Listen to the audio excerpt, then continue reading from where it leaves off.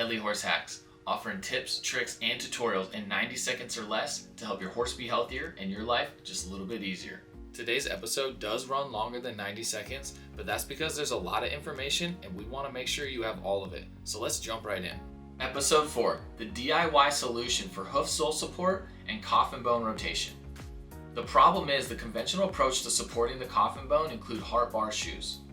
Heart bar shoes need to be made specific for each horse. They required a skilled farrier with a forge, are expensive, and need to be fitted exactly. There's no room for error in the heart bar shoe shape or design. A poorly formed heart bar shoe at best will do nothing, and at worst, cause more damage. The other conventional approach is properly fitted hoof boots. While these boots will protect the hoof and prevent the sensitive area from being aggravated by gravel, these boots will not apply adequate counter pressure to the frog, which is what's needed when the coffin bone is in danger of rotating. So a little background. When horses founder, the coffin bone is in danger of sinking, dropping, or rotating inside the hoof capsule. This can be crippling and potentially life-ending for a horse. When horses founder, depending on the severity, you may need to apply sole support to prevent the coffin bone from being displaced within the hoof capsule. And that brings us to Headley Horse Hack number 4. For this protocol, you're going to need high-density urethane foam board, the pink boards, vet wrap, and duct tape. The first thing you're going to do is have the horse stand on top of the foam board with their affected foot. Trace the outside of their affected hoof on top of the pink foam board. Then you're going to want to cut out that piece of foam. Little pro tip, once you have that first piece, trace it on the rest of the foam board and cut out all the pieces, as you're going to need a bunch of pieces of foam for this protocol.